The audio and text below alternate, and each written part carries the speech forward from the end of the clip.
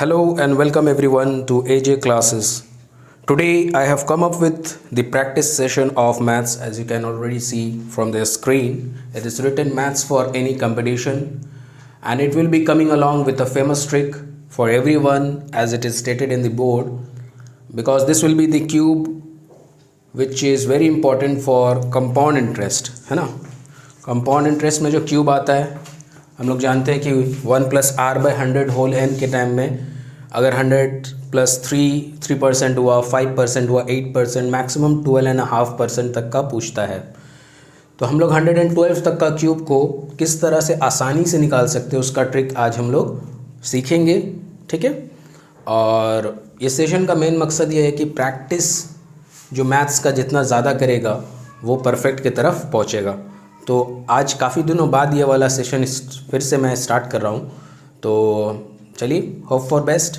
और वीडियो शुरू करने से पहले मैं फिर से कहूँगा कि जिसने भी अभी तक चैनल सब्सक्राइब नहीं किया, प्लीज़ चैनल को सब्सक्राइब करें। It will be very informative for any one.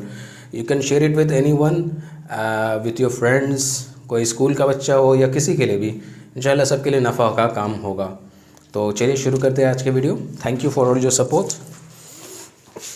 और वीडियो अगर पसंद आए तो लाइक कर दीजिएगा। तो चलिए देखिए, पहली क्वेश्चन जो बोल रही है वो है कि a polygon has 9 sides, what is it's interior angle. तो मैंने साइड में कुछ साइड्स और इंटीरियर एंगल लिख दिया है, ताकि अगर इनमें से कोई सा भी आता है जो कि काफ़ी इंपॉर्टेंट होता है, पेंटागन, हेक्सागन, हेप्टागन या ऑक्टागन, ये वाला काफ़ी इंपॉर्टेंट है, ये देख लीजिएगा। इसको आप याद भी कर सकते हैं या फिर नोट डाउन कर लीजिएगा। 128.57 होता है। अगर किसी जगह पे आप देखते हैं पॉइंट पे तो घबराने की बात नहीं है। बट मैं अभी जो करूँगा वो है कि इसको निकालते कैसे हैं, क्योंकि ये सब कुछ रिवाइज़ करना तो नॉट पॉसिबल है। मतलब खाली एग्ज़ाम में सिर्फ यही क्वेश्चन तो नहीं आ रहा है ना, क्वेश्चन तो शॉर्ट होगा, उसमें से कोई एक भी आ सकता है, एक चांसेस है। तो इनके निकालने के अगर तरीके पते रहेंगे तो आपको ये सब याद भी नहीं करना होगा, लेकिन किसी को अगर याद हो जाता है तो आसानी से, तो अच्छी बात है। तो चलिए शुरू करते हैं। पहले जो आपको निकालना होगा वो है एक्सटीरियर एंगल। ये 9 साइड्स का है, मतलब नोनागॉन है।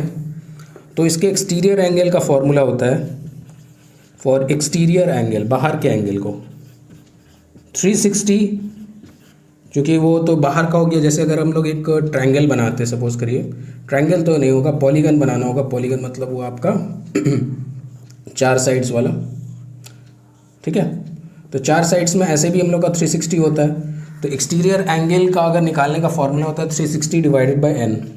ज़्यादा डिटेल में नहीं जाता हूँ, नहीं तो फिर और भी समझ में नहीं आएगा। खैर, वापस आते हैं। 360/n हुआ हमारा एक्सटीरियर एंगल, n हुआ number of sides which is given 9। हम लोग इसमें पुट कर देंगे तो 360 / 9 वी विल गेट 40। 9 4 = 36 होता है। तो 40 डिग्री हमारा हो गया एक्सटीरियर एंगल, ठीक है। और हम लोगों को क्वेश्चन में बोला है इंटीरियर एंगल निकालना है। तो एक चीज़ याद रखिएगा कि interior angle plus exterior angle, ये दोनों जो एंगल होते हैं उनका सम होता है 180 डिग्री। इसको एक और बक्सा में करके लिख सकते हैं। तो इस हिसाब से हमारा एक्सटीरियर एंगल अगर 40 डिग्री है तो this 40 will come here and then it will get reduced by 180 and the answer will be 140 degree. Hope so आपको क्लियर हो गया होगा। इस तरह का सम्स बहुत बार आता है, बहुत बार, मतलब कि एसएससी के तो ये फेवरेट सम्स में से है। और पीएससी क्या है कि पीएससी चीटिंग करने मांगता है कि चलो एसएससी के लेवल के पहुँच जाए। तो पिछले बार भी हम लोगों ने देखा, 2 साल पहले भी देखा था कि इसका सर्कल का पूछ लिया था, पेरीमीटर, है ना। एक क्वेश्चन था मैं एक हिंट देता हूँ कैसा टाइप का था वो क्वेश्चन, ताकि आप जाके वापस वहाँ जाके देख सकते हैं। इस तरह से एक डायग्राम था और ये बोला था ये शेडेड रीजन का पेरीमीटर बताना है। तो ये आउट ऑफ कंटेक्स्ट है। पीएससी में अरिथमेटिक आता है, बट वो लोग क्या करता है कि ओवर स्मार्ट बनने के चक्कर में कभी सर्कल डाल देगा, कभी ये बहुत ही इजी क्वेश्चन है, कोई भी हार्ड नहीं है ये। लेकिन क्या है कि अरिथमेटिक, जैसे कि वो लोग बोलता है कि हम लोग अरिथमेटिक से देते हैं, तो वो कोई श्योर नहीं है, हाँ, कहीं से भी दे देते हैं ये लोग। और आप लोगों को स्क्रीनशॉट भी मिलेगा, जैसे कि ये वाला जो हमारा हुआ, इसका स्क्रीनशॉट आपको मिल जाएगा, ताकि आप अच्छे से फिर से अपने घर में खुद से सॉल्व करके देख लें कि आपको समझ में आया कि नहीं आया, ठीक है, चलिए हम लोग आगे बढ़ते हैं नेक्स्ट क्वेश्चन की तरफ। नेक्स्ट क्वेश्चन में आगे बढ़ने से पहले मैं कहूँगा कि देखिए साइड 6 वाला जो ये टेबल है, मैं सपोज करूँगा कि आप लोगों को रिवाइज हो गया है या याद हो गया है। तो ये 120 डिग्री वाला जो ये है साइड्स का इंटीरियर एंगल, इसको हम लोग अपने नेक्स्ट क्वेश्चन में यूज़ करेंगे। ठीक है, तो घबराइएगा नहीं कि 120 कहाँ से आ गया। क्वेश्चन नंबर 2 अब आप हमारे स्क्रीन पे आ चुका है। देखिए, if the interior angle of a regular polygon is 5/4 times than that of a regular hexagon, then find the number of sides of that polygon। तो पिछले वाले क्वेश्चन से काफ़ी मिलता जुलता है, 2-3 इंटीरियर एंगल के क्वेश्चंस है और कुछ गिवन भी मांग रहा है, जैसे कि 5/4 times of that regular hexagon. तो पिछले वाले टेबल में हम लोगों ने यहाँ लिखा था 6 का लिखा था 120, क्योंकि पूरा हेक्सागन में 720 डिग्री होता है, तो उसमें से भी आप निकाल सकते हैं 720 डिवाइडेड बाई n की तरफ से, तो आपका इंटीरियर एंगल निकल जाएगा। ठीक है, तो हम लोग अभी क्वेश्चन के अकॉर्डिंगली करते हैं। पहला क्वेश्चन जो बता रहा है कि interior angle of a rectangle, तो इसको हम लोग x ले लेते हैं। लेट इंटीरियर एंगल ऑफ जो पॉलीगन दिया है, कुछ नाम नहीं दिया है, बस पॉलीगन बोल दिया है, तो इसको हम लोग पकड़ ले रहे हैं x डिग्री। ठीक है, interior angle of regular polygon को हम लोग ले रहे हैं x डिग्री। फिर वो बोल रहा है कि 5/4 times of that regular hexagon होगा। रेगुलर हेक्सागन का हम लोग इंटीरियर एंगल जानते हैं 120 डिग्री, प्रीवियसली से हम लोग जान रहे हैं। तो कुछ इस तरह होगा ना, x is equal to 5/4 of 120 degree. ठीक है, यहाँ से हमारा x का डिग्री निकल जाएगा, 4 3 12 30 degree, which therefore x is equal to 150 degree. ये हो गया हमारा interior angle of that polygon which is given there. Okay, अब जो हम लोगों को नंबर ऑफ साइड्स निकालना है, तो नंबर ऑफ साइड्स का जो फॉर्मूला होता है वो होता है, यहाँ लिख दे रहे 180 degree into n-2 divided by n, this will be equal to the interior angle that is 150 degree. इसको हम लोग सॉल्व करते हैं, क्रॉस मल्टीप्लाई करते हैं, तो 150 के नीचे कुछ नहीं मतलब 1 है, तो ये हो जाएगा 180 n, जब ये इसके साथ इंटू हुआ, minus 360 degree equal to 150 n, है ना। ये वाला जब n इसके साथ हुआ, फिर ये इधर गया वो इधर गया, मतलब कितना हो गया। हम लोग इसको कंटिन्यू करते इस तरफ लेफ्ट हैंड साइड में आ जाते हैं due to shortage of space. तो यहाँ पर हुआ 30n is equal to 360 degree, तो n का वैल्यू हो गया हमारा, ये 0 कट गया 12, तो 12 साइड का पॉलीगन है। ये हो गया हमारा आंसर। यहाँ मैं लिख दे रहा हूँ, ये जो आंसर है इसका 12 साइड्स है। नंबर ऑफ साइड्स जो बोला था, तो इसका आंसर आया 12 साइड्स। होप सो आपको क्लियर हो गया होगा। नहीं हो रहा है तो आप लोग प्लीज़ रिवाइंड करके देख लीजिएगा, अच्छे से एक्सप्लेन किया है। और इसके पहले वाले को भी वो टेबल को याद करिएगा, तभी समझ में आएगा कि ये यहाँ पर माजरा क्या हुआ। और अगर नहीं समझ में आ रहा तो मैं यहाँ पर नंबर्स दे रहा हूँ कि कौन सा क्या है। ये पहला स्टेप है, फिर ये सेकंड स्टेप यहाँ से स्टार्ट हो रहा है, and this is the continuation of second step, you can say this is a third step. Okay, continuation हो रहा है, नीचे से एरो दिया हुआ है। नहीं समझ में आ रहा तो मैंने नंबर्स भी लिख दिया है ताकि आपको और अच्छे से समझ में आ जाए। तो चलिए क्वेश्चन नंबर 3 की तरफ आगे बढ़ते हैं। क्वेश्चन नंबर 3 अब आपके स्क्रीन पे आ चुका है, आप हम लोग पढ़ते हैं, है ना। The perimeter of 2 similar triangles, triangle ABC and triangle PQR are 36 cm and 24 cm respectively. If PQ is 10 cm then AB का लेंथ हम लोगों को फाइंड करना है। हमने पहले से ही 2 ट्रायंगल बना लिया है, समवट सिमिलर है। डायग्राम पे मत जाइएगा, क्योंकि हमारे मैथ्स टीचर जो कि काफ़ी फेमस हैं, वो कहते थे कि कभी भी इमोशन को मैथ्स के साथ मत लाना। तो इसलिए इमोशन में नहीं जाइएगा कि ट्रायंगल ABC छोटा लग रहा है, PQR थोड़ा बड़ा है। इमोशन को साइड में रखिए और क्वेश्चन को चलिए सॉल्व करते हैं, ठीक है। तो AB हम लोगों को निकालना, मैं यहाँ क्वेश्चन मार्क बना दिया हूँ। PQ according to question given है 10 सेंटीमीटर, और बोला है कि पेरीमीटर दोनों का दिया हुआ है।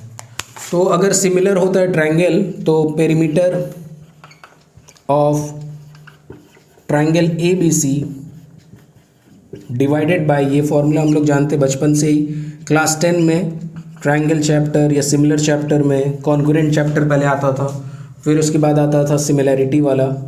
तो ये वाले चैप्टर्स में हम लोगों ने देखा कि जब भी पेरीमीटर होता है तो ये अलग अलग, जैसे कि ये वाला साइड ए बी वो पी क्यू के सेम होगा, A B by P Q होगा, which will be equal to A C by P R, A C by P R, और इक्वल होगा यहाँ B C by Q R, B C by Q are.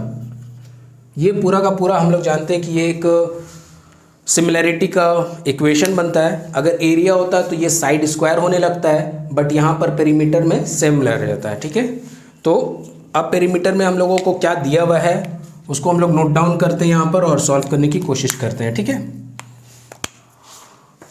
इस तरफ पे हम लोग solve करेंगे। पेरीमीटर दिया हुआ है 36 ऊपर वाले का ट्रायंगल ABC का, पेरीमीटर ऑफ ट्रायंगल PQR दिया हुआ है 24, which will be equal to, जब देख रहे हैं क्वेश्चन हमारा इसी में सॉल्व हो जा रहा है क्योंकि हम लोगों को AB मांग रहा है, तो इस AB से यहाँ से निकल जाएगा क्योंकि PQ इज ऑल्सो गिवन, तो PQ हमारा 10 है, AB निकालना है। तो आप अगर निकाल के देखिएगा तो ये 12 3 36, 12 2 24, 2 5 10, 5 3 15, AB is equal to 15 centimetre. अब आप लोग कंपटीशन लेवल के हैं, उतना क्रॉस मल्टीप्लिकेशन करके दिखाने का ज़रूरत होता नहीं है। बच्चे लोग के लिए क्रॉस मल्टीप्लिकेशन करके फिर आप डिवाइड करिए, बात अलग है, लेकिन अपना तो अब लेवल बढ़ गया है ना।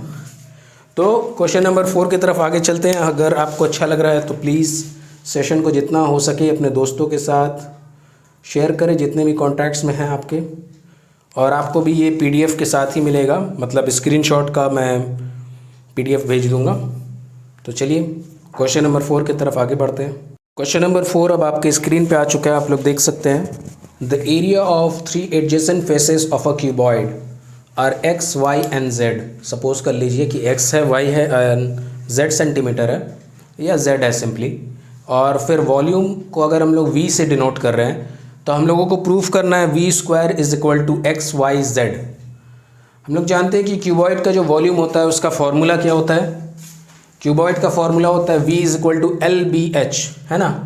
तो फेसेस किस तरह होते हैं अगर हम लोग देखते हैं क्यूबॉइड को, क्यूबॉइड कुछ इस तरह सा देखने में लगता है ना, सिमिलर टू क्यूब होता है, बट ये एक रेक्टेंगल का 3D वर्जन होता है। ठीक है, स्क्वायर का 3D वर्जन को क्यूब बोलते हैं और रेक्टेंगल का जो 3D वर्जन होता है उसको क्यूबॉइड बोलते हैं। समवट क्यूब बन गया है, माफ़ करिएगा, जो भी है हम लोगों को इसको क्यूबॉइड ही सपोज करना है। ठीक है, तो इनके एडजेसेंट फेसेस, अगर हम लोग फेस देखते हैं तो इनके फेसेस होते हैं 6, है ना। तो हर एक फेस जो होता है वो एक रेक्टेंगल की तरह देखने में होता है ना। क्यूबॉइड के केस में हम लोग जानते हैं कि क्यूबॉइड जो होता है वो एक रेक्टेंगल से मिलता जुलता है, ये आपको माइंड में हमेशा रखना चाहिए। रेक्टेंगल एक 2D फिगर होता है, अगर उसमें एक और डायमेंशन बढ़ाते हैं तो वो क्यूबॉइड की तरफ इशारा करता है। स्क्वायर एक 2D फिगर होता है, उसको अगर एक 3D बनाते हैं तो उसको थोड़ा सा टानते या ऊंचाई दे देते हैं तो वो एक क्यूब बन जाता है। ठीक है, ये मैं ऐसे भी बच्चों लोग को बताता हूँ, खैर आप लोगों के साथ भी शेयर हो गया। तो v square is equal to XYZ बताना, तो एक एडजेसेंट फेस, जैसे कि एक ये क्यूबॉइड का एक एडजेसेंट फेस है, इसका हम लोगों को एरिया दिया हुआ है x। तो कोई भी चीज़ का हम लोग क्या निकालते हैं, लेंथ इंटू ब्रेथ ही निकालते हैं। तो x is equal to LB हो गया। सपोज करिए ये वाला फेस को हम लोग x के नाम से जान रहे हैं। फिर एक और फेस है जिसका नाम है y, वो भी तो लेंथ ब्रेथ होगा, अगर ब्रेथ नहीं हुआ तो ब्रेथ और हाइट तो बना होगा, तो y इज इक्वल टू हो जाएगा ब्रेथ इंटू हाइट। ठीक है, वैसे एक और फेस दिया हुआ है जिसका नाम है z। अब क्या बचा, BH हो गया, HL बचा हुआ है ना। तो हाइट और लेंथ से बना, कहीं भी एक तरफ से, जैसे ये वाला से अगर लेंथ ब्रेथ निकला तो ये नीचे वाला से हम लोग को अब निकलेगा ब्रेथ एंड हाइट, वैसे टाइप का HL वाला, तो z is equal to HL हो गया। ठीक है, अभी तक का समझ में आ गया होगा कि 3 फेसेस हम लोगों ने क्यूबॉइड से अलग किया और तीनों एडजेसेंट फेसेस हैं, तो उनके एरियाज़ दिए हुए हैं x, y, z। तो x is equal to length into breadth किया, y is equal to breadth into height किया, z is equal to height into length किया। और इसी के बाद हम लोग लिखेंगे कि हम लोग जानते हैं कि volume, as we know that volume is equal to LBH। ये हम लोगों का नोन है कि वॉल्यूम का फॉर्मूला क्या होता है, length into breath into height. तो पहले हम लोग एक्स वाई जेड को तीनों को इक्वल कर देते हैं, मतलब इंटू कर देते हैं। तो क्या होगा अगर एक्स वाई जेड किया जाए तो कुछ इस तरह होगा, आप सॉल्व करके देख लीजिएगा। L square into B square into H square, ठीक है, कुछ इस तरह से ही होगा। एल स्क्वायर बी स्क्वायर और H square, L B into B H into H L करेंगे तो एल एल का स्क्वायर होगा, बी का स्क्वायर होगा, या माफ़ करिएगा बी स्क्वायर लिखना भूल गया, बी स्क्वायर होगा, एच स्क्वायर होगा। अब इसी एक्स वाई जेड को अगर हम लोग इसमें डालते हैं तो ये क्या हो जाएगा, वी स्क्वायर हो जा रहा है ना, L square plus B square H square, ठीक है, ठीक। तो क्योंकि एक्स वाई जेड है, अगर इसको हम लोग लिखते हैं एल बी एच तो एक्स, तो एल बी एच के टर्म्स में ही हम लोगों ने रखा है, तो एक्स वाई जेड के जगह में क्या हो जा रहा है, L square into B square into H square. अब इसी के जगह में हम लोग क्या लिख सकते हैं, इनके जगह में हम लोग लिख सकते हैं ना X Y Z. According to this equation X Y Z हम लोगों ने निकाला तो L square plus into B square into H square आया। तो इसी के हिसाब से हम लोग लिख सकते हैं कि therefore V square is equal to X Y Z. This was asked in the question कि इसको प्रूफ करना था और हम लोगों ने प्रूफ करके दिखा दिया। पहले हम लोगों ने फेसेस अलग किया, फिर सबके एरियाज़ निकाले, L into B B H और फिर एच एल, फिर एक्स वाई जेड तीनों के एरिया को एक तरफ कर दिया ताकि वॉल्यूम निकालना है, तीनों को इंटू करेंगे तो वहाँ से एल स्क्वायर बी स्क्वायर और एच स्क्वायर आया। फिर हम लोगों ने वॉल्यूम का फॉर्मूला लिखा जो कि हम लोगों को नोन था, लेंथ ब्रेथ हाइट वाला, वहाँ हम लोगों ने वी स्क्वायर किया तो कुछ L square into B square into H square हुआ। अगर आप पहले वी भी रखेंगे तो कोई फ़र्क नहीं पड़ेगा, ठीक है, लेकिन फिर L square into B square और एच स्क्वायर हो रहा है तो मतलब ही हो रहा है कि वो वॉल्यूम का स्क्वायर ही हो गया है, ठीक है। तो इसीलिए left hand side from right hand side हम लोग को मिल गया वी स्क्वायर। और नेक्स्ट लाइन में हम लोग लिख सकते हैं V square is equal to X Y Z, क्योंकि मैंने एरो दिया है जो राइट तरफ के तरफ इशारा कर रहा है कि एक्स वाई जेड को हम लोगों ने किस फॉर्म में लिखा था। इक्वेशन बना के लिखिएगा तो बच्चों लोग की तरह आपको अच्छे से समझ में आ जाएगा। खैर ये वाले स्कूल स्टूडेंट्स लोग के लिए स्पेशल था और स्पेशली ये क्लास 10 CBSE वाले लोग के लिए तो मतलब एकदम मस्ट है, देख के जाइएगा, अच्छा जाएगा। अभी मई में है, आप लोग का भी काफ़ी सारे क्वेश्चन रिवीजन हो जाएगा और हम लोग के लिए भी काफ़ी इम्पॉर्टेंट है क्योंकि ये तो UPSC वगैरह में दे ही सकता है। तो मैंने जैसे कहा था पहले भी कि किसी भी कंपटीशन के लिए तो ये UPSC लेवल का है। क्वेश्चन नंबर 5 अब आपके स्क्रीन पे आ चुका है, तो चलिए रीड करते हैं क्वेश्चन नंबर 5 को। What should be the interest rate for an amount to become 5 times of itself at simple interest in 40 years. काफ़ी इंपॉर्टेंट क्वेश्चन है PSC के हिसाब से। ये टाइम्स वाला जितना भी क्वेश्चन होता है, चाहे वो कंपाउंड इंटरेस्ट के अकॉर्डिंगली आए या सिंपल इंटरेस्ट का, वो काफ़ी इंपॉर्टेंट होता है PSC पर्सपेक्टिव से। मतलब PSC के जितने भी एग्ज़ाम से, बंगाल PSC में बता रहा हूँ, तो इनके हिसाब से ये 5 टाइम्स वाला, 10 टाइम्स वाला, 6 टाइम्स वाला ये आता ही आता है किसी न किसी एग्ज़ाम में। तो इसके लिए करते क्या है कि अमाउंट बनेगा 5 टाइम्स, तो हम लोग लेते हैं लेट प्रिंसिपल बी P।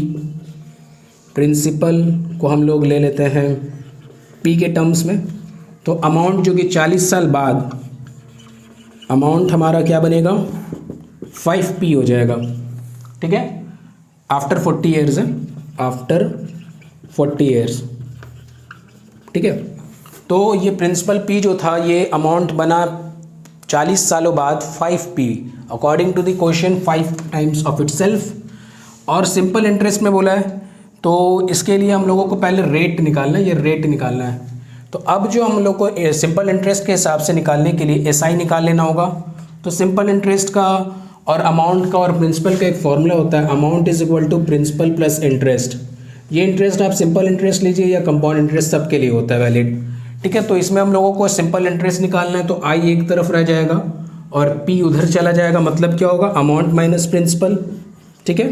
तो यहाँ पर ऊपर में दिया हुआ 5P माइनस P, ठीक है। तो दोनों का डिफरेंस हमारा हो जाएगा 4P, है ना। इसमें से सिंपल इंटरेस्ट निकल गया हमारा 4P। अब सिंपल जैसे कि फॉर्मूला होता है उसमें हम लोग पुट कर देंगे रेट इज इक्वल टू क्या होता है 100 इंटू I, मतलब simple interest, divided by P into T। तो इसी फॉर्मूला में 100 इंटू I आई हमारा निकला 4p, 4p को पुट करना है, divided by principal as it is रह गया p into T 40 years, p gets cancel, ये 0 एक 0 गया, ये 4 गया, तो therefore rate is equal to आ गया 10%। होप सो क्लियर हो गया होगा। हम लोग यहाँ आंसर लिख दे रहे, रेट इज इक्वल टू 10%। ठीक है, काफ़ी अच्छा क्वेश्चन था और ये स्कूल के लड़कों लोग के लिए तो है ही है, लड़के लड़कियों सभी के लिए, और हम लोगों के लिए भी काफ़ी इंपॉर्टेंट है। जैसे मैं पहले भी बता चुका था स्टार्टिंग में कि पीएससी का ये फेवरेट सम्स होता है टाइम्स वाला, तो इनका अगर हम लोग ये बेसिक रूल जानते होंगे तो बाकी सब रूल्स, मतलब अगर हम लोग ट्रिक भी करते हैं इसके अलावा से, तो वो हम लोगों को समझ में आएगा। ठीक है, तो चलिए क्वेश्चन नंबर 6 की तरफ आगे बढ़ते हैं। क्वेश्चन नंबर 6 को देखते हैं। क्वेश्चन नंबर 6 में दिया sum of present ages of RSMD is 76 years, after 7 years ratio of their ages is 7:6:5:8। ठीक है, full stop. Find their present ages. इसके ट्रिक्स भी होते हैं, बट अगर हम लोग डायरेक्ट ट्रिक्स में उतरते हैं तो काफ़ी हार्ड होता है, इसीलिए मैं आज जो सेशन आपका रहेगा, जितना भी क्वेश्चंस हम लोगों ने किया 5 और अभी 6 चल रहा है, इन तमाम में हम लोगों ने बेसिक फार्मूला को ज़्यादा यूज़ किया है, क्योंकि if we know the basic then tricks becomes easier to understand, है ना। तो बेसिक वे से ही हम लोग इसको भी सॉल्व करने की कोशिश करते हैं। तो फर्स्ट लाइन जो दिया है उसके हिसाब से ये होना चाहिए R + S + M + D, that is sum of the ages is 76 years. ठीक है, उसके बाद बोल रहा है कि आफ्टर 7 ईयर्स इनका रेशियो कुछ इस तरह से बन जा रहा है। तो अगर हम लोग R की जगह में क्या लिख सकते हैं, R + 7 और प्लस, या फिर प्लस को नहीं, इसको रेशियो फॉर्म में कर देते हैं, is to S + 7 is to M + 7 and then is to D + 7 which will be becoming equal to 7:6:5:8 जो कि गिवन है। सबको अगर x से डिनोट कर देते हैं हम लोग, रेशियो में ऐसे ही करते हैं ना, तो एक इक्वेशन निकल जाएगा। देखिएगा R का इक्वेशन बनेगा दिस इक्वल टू दिस होगा, मतलब कि R + 7, हम यहाँ पर एक का बता दे रहे, बाकी सब आप अपने से कर लीजिएगा, इक्वल टू 7x हो गया। तो R इज इक्वल टू कितना हो रहा है, 7x - 7। इसी तरीके से हमारा S का क्या आएगा, S का आ जाएगा 6x - 7, फिर M का आएगा 5x - 7 एंड अकॉर्डिंगली हमारा लास्ट जो है एकदम लास्ट में D का 8 लिखा था, तो 8x - 7 हो जाएगा। अब ये हमारे आगे सबके टर्म्स जो कि क्वेश्चन के अकॉर्डिंगली दिया था कि 7 साल बाद कितना होगा उनका प्रेजेंट एज, और उनके रेशियोज दिए हुए थे। ठीक है, 7 साल बाद का, तो हम लोगों ने एक इक्वेशन बना दिया, R, S, M और D का वैल्यूज़ निकल गया। अब इन तमाम वैल्यूज़ को अगर हम लोग इस इक्वेशन, जो फर्स्ट वाला इक्वेशन था जिसमें लिखा होता R + S + M + D is 76, इसमें अगर हम लोग बैठाते हैं तो हमारा x का वैल्यू निकल जाता है something like this, 7x - 7 + 6x - 7 + 5x - 7 plus हमारा 8x - 7, this is equal to लिखा हुआ था 76। इस तरफ आने वाला है 24x, जो कि मैं पहले से कर रखा हूँ, आप लोग खुद चेक कर सकते हैं। वीडियो को लॉन्ग करना मकसद नहीं है, इसलिए मैं थोड़ा फास्ट चल रहा हूँ। तमाम को प्लस करिएगा तो 28 आएगा, तो 24x इज इक्वल टू हो जाएगा 104, x इज इक्वल टू 6। सही किया तो नहीं, हाँ ठीक ही है, नहीं 104 हो रहा है ना, हाँ 104 है, x इज इक्वल टू 4, और ये जो होगा ये 24 नहीं होगा। आई बेग यू पार्डन, थोड़ा स्पीड में करने के चक्कर में मुझसे खुद ही मिस्टेक हो गया आप लोगों की भलाई के लिए कर रहा था, लेकिन क्या हुआ कि नुकसान हो जाता है, इसीलिए करके देखने में ज़्यादा फ़ायदा होता है। ठीक है, इसको इस तरफ करेंगे तो हमारे 4 आंसर आ जाएगा। तो मकसद ये नहीं था कि पूरा सम सॉल्व करें, मकसद ये था कि किस तरह से अप्रोच करते हैं हम लोग इस टाइप के सम्स को। ठीक है, तो चलिए क्वेश्चन नंबर 7 की तरफ चलते हैं आगे। क्वेश्चन नंबर 7 मेंसुरेशन की तरफ हम लोग आगे बढ़ते हैं, जो कि काफ़ी इंपॉर्टेंट होता है एसएससी के एग्ज़ाम्स और आरआरबी एग्ज़ाम्स के लिए। तो एसएससी और आरआरबी के लिए ही क्लास 8 का एक क्वेश्चन जो कि एमएल अग्रवाल से मैंने पुटअप किया हूँ, जो कि काफ़ी अच्छा और ट्रिकी टाइप का था। ठीक है, तो इसको सॉल्व करने की कोशिश करेंगे हम लोग। क्वेश्चन के अकॉर्डिंगली एक डायग्राम बना लेते हैं। एक रेक्टेंगुलर प्लॉट है, मतलब ब्रेथ सेम होगा और लेंथ सेम होगा। तो रेक्टेंगुलर प्लॉट का हम लोगों को पेरीमीटर नोन है, पेरीमीटर हम लोग जानते हैं ट्वाइस लेंथ प्लस ब्रेथ होता है। This is equal to given है हमारा 68 centimetre, this is given. Okay, तो यहाँ से हम लोग निकाल सकते हैं कि L प्लस बी कितना होगा, ये नीचे आ जाएगा तो 34 सेंटीमीटर हमारा लेंथ प्लस ब्रेथ आ गया। ठीक है, और एक चीज़ दिया हुआ लेंथ ऑफ द डायगोनल, तो डायगोनल क्या होता है, ये जो इधर से एक लाइन जाता है उसी को डायगोनल बोलते हैं। ये गिवन है 26 सेंटीमीटर। अब आप लोगों को फॉर्मूला याद होगा, नहीं याद है तो मैं लिख ले रहा हूँ, length of diagonal of a rectangle, ये क्या होता है, root over L square plus B square. ठीक है, ये होता है लेंथ ऑफ द डायगोनल का। अगर हम लोग इसका स्क्वायर, यहाँ पर ये वाला चीज़ गिवन है,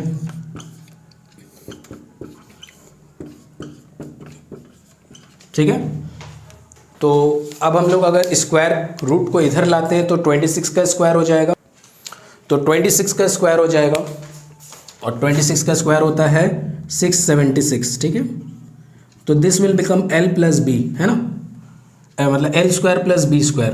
तो A square plus B square का टर्म्स में तुम लोग को मिल रहा है ये वाला 676, this is equal to L square plus B square. ये हमारा एक और इक्वेशन हो गया। अगर आपको इक्वेशन नंबर 2 देना है और इसको एक इक्वेशन नंबर 1 के नाम से डिनोट करना है, तो अब हम लोग क्या करने वाले हैं, इसको पुराने तरीके से हम लोग देखते थे, तो एक A plus B whole square का फॉर्मूला होता है जिसमें A स्क्वायर भी आता है बी स्क्वायर भी आता है, वहाँ से हम लोगों का सॉल्व होने लगेगा। तो हम लोग L plus B equal to 34 में स्क्वायरिंग बोथ साइड्स लगा देंगे, तो स्क्वायरिंग बोथ साइड से हमारा L प्लस बी का होल स्क्वायर होगा which will be equal to 34 का स्क्वायर, तो ये होगा L square plus B square plus twice LB which is equal to 34 का स्क्वायर।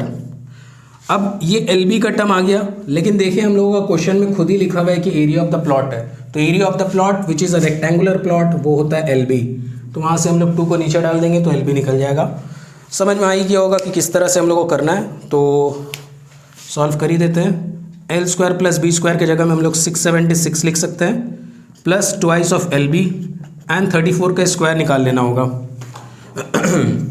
तो हम लोग अपना पुराना मेथड से ही जाते हैं जो कि थोड़ा दिन पहले हम लोगों ने सीखा है, तो 30 एंड 34, 30 हो गया, 3 3 9 900, 34 120, 34 120, 4 4 16, तो 120 120 240 होता है, तो 900 प्लस 246 नहीं, 240 के बाद फिर 16 का एक और एडिशन, 6 5 9 10 11 1156 आ रहा है हमारा। ठीक है, 34 का स्क्वायर। तो उसके बाद हमको नहीं लगता कि और आपको सम्स करना पड़ेगा, आप अपने से ही सॉल्व कर सकते हैं। वीडियो लॉन्ग हो जा रहा है इसलिए आप LB निकाल लीजिएगा, जो भी यहाँ पर से आएगा ये दोनों को माइनस कर देंगे एंड देन डिवाइडेड बाई 2 हो जाएगा हमारा answer, area of the plot. Question number 8 की तरफ आगे बढ़ते हैं। क्वेश्चन नंबर 8 अब आपके स्क्रीन पे आ चुका है। A number when divided by 133 leaves remainder 40, if the same number is divided by 19 the remainder will be. ये नंबर सिस्टम से क्वेश्चन काफ़ी इंपॉर्टेंट बार बार आता रहता है और काफ़ी आसान होता है, और इसको करने का सिर्फ एक ही तरीका है कि अगर एक नंबर को हम लोग डिवाइड करते हैं 133 से, सपोज करिए वो नंबर x है, तो हम लोगों को रिमाइंडर मिल रहा है 40। अब वही नंबर, सेम नंबर x को डिवाइड करना है 19 से, तो रिमाइंडर क्या होगा, तो एकदम ही आसान होता है। जो 19 यहाँ रहता है उसको हम लोग अगर रिमाइंडर ऑफ दी पहले वाले से कर देते हैं तो 19 2 38, इसमें से जो रिमाइंडर बचा वही हमारा आंसर होता है। काफ़ी फास्ट हुआ, ठीक है, रिमाइंडर ऑफ दिस। ये हो गया काफ़ी ट्रिकी क्वेश्चन, लेकिन उसको आसान तरीक़ा से किस तरह से सॉल्व करते हैं। देखने में हर क्वेश्चन अगर बड़ा होता है, ज़रूरी नहीं कि उसका प्रोसेस भी बड़ा हो। इसका प्रोसेस काफ़ी आसान होता है, जैसे कि आपने देखा। अब जो है वीडियो काफ़ी लॉन्ग हो गया है, तो हम लोग डायरेक्ट क्यूब रूट को या क्यूब वाला ट्रिक को सीख लेते हैं, और उसके बाद फिर मैं WBCS का प्रीवियस ईयर्स भी कंटिन्यू करूँगा जो सेशन मैंने पहले स्टार्ट किया था। तो चलिए ट्रिक्स को सीख लेते हैं और वीडियो को ख़त्म करते हैं, मतलब एंड करते हैं। तो देखिए अब आपके सामने cube root of any 3 digit numbers का ट्रिक आ गया है, और वो आपको करने में अगर आपका प्रैक्टिस हो जाए ये वाला ट्रिक, तो 10 सेकंड भी नहीं लगेगा इंशाल्लाह। वो 10 सेकंड सिर्फ नाम का लिखा हुआ है। लेकिन ये है कि आपको ट्रिक प्रैक्टिस काफ़ी करना होगा, ये मैं पहले से बोल देता हूँ। किसी भी ट्रिक को अगर आपको अपने वश में करना है, आपको उसमें महारत हासिल करना है, उसके लिए practice and practice and practice काफ़ी ज़रूरी होगा। ठीक है, जिस तरह से बैलेंसिंग इक्वेशन भी होता है, ट्रायल एंड एरर मेथड। तो चलिए पहला स्टेप जो होता है वो होता है दो पेयरिंग कर लेना, जैसे हम लोग स्क्वायर रूट में करते थे। ये वाला आप लोगों को ट्राई करना होगा, मैं ये दो बता दूंगा आप लोगों को। इसके लिए क्या करना होगा, 4 डैशेस बना देने होंगे। ठीक है, चारों में 2-2 डिजिट होना चाहिए, बट पहला वाला को छोड़ के इसको लीव करके बाकी सब में 2 डिजिट एकदम कंपलसरी है। अगर 2 डिजिट नहीं बन रहा है तो उसको हम लोग 0-9 इस तरह से करेंगे। तो पहला में तो 1 एज इट इज़ 1 उतर जाएगा।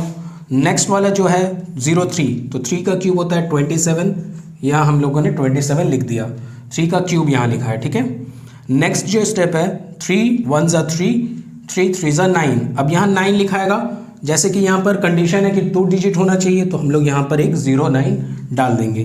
फिर इस 9 को इसी 3 से इंटू करेंगे तो हमारा नेक्स्ट नंबर आ जाएगा, जो कि है 27। हो गया हमारा क्यूब। ये तो मैं आपको बता रहा था, फिर भी हम लोगों को 25 सेकंड के आसपास ही लगा।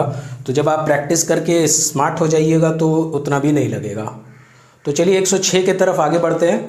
और इन तमाम क्यूब्स के लिए मैं बोलूँगा कि आप थोड़ा 1 to 10 के जितने भी क्यूब्स हैं उनको रिवाइज कर लीजिएगा, और ये काफ़ी फ्रूटफुल होगा for compound interest sums. Compound interest के जितने भी सम्स होते हैं उन तमाम के लिए काफ़ी इंपॉर्टेंट होगा। जितना रेट वगैरह दिया रहता है ना, 8% अगर दिया है तो 108 का क्यूब आएगा, 108/100 होगा, 3 ईयर्स रहेगा तो क्यूब होगा, और अगर 3 ईयर्स ही का मैक्सिमम क्वेश्चंस होते हैं तो हम लोग इसलिए ये क्यूब को सीख ले रहे हैं ताकि हैंडली जल्दी से क्यूब रूट निकाल सके। तो चलिए इसके लिए भी करते हैं। 106 के लिए 4 डैशेस, सब में 2 डिजिट होना चाहिए, पहला वाला को छोड़ के।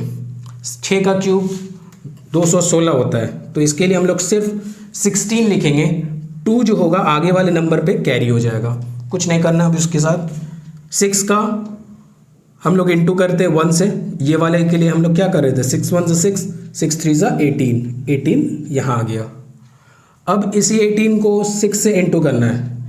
18 6 करिए, 18 6 कितना होगा, 8 6 48, 8 हमें 1, 108 हो रहा है। ठीक है, तो 108 को हम लोग किस तरह लिखेंगे, यहाँ पर तो 08 हो जाएगा और ये 1 यहाँ पर आके कैरी अप हो जाएगा। इसको ऐड करेंगे, सिंपली नेक्स्ट लाइन में हम अपना आंसर निकाल लेंगे। 119, 1 ये 0 हो गया, 10 16 हो गया हमारा आंसर। तो ये आपको जितना क्यूब रूट याद रहेगा या क्यूब्स नंबर याद रहेगा उतने लग के लिए आपके लिए काफ़ी बेनिफिशियल होगा। मैं 12 का क्यूब यहाँ लिख दे रहा हूँ ताकि आप लोग अच्छे से कर सके।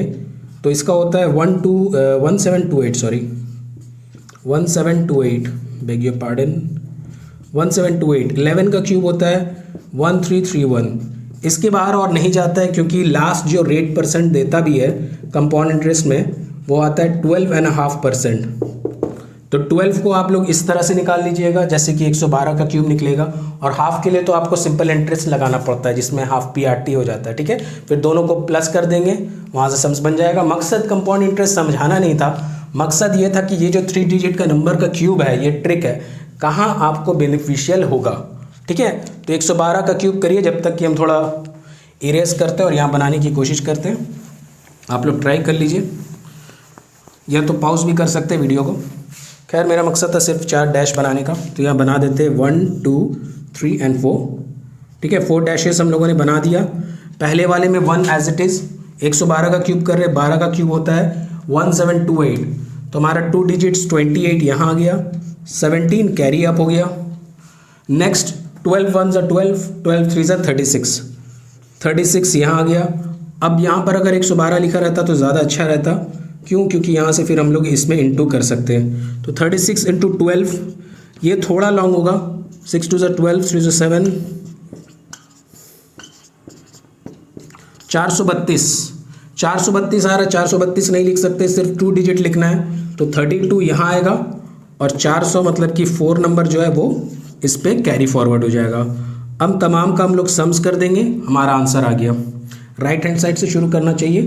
28 9 4 6 4 10 40 हो गया।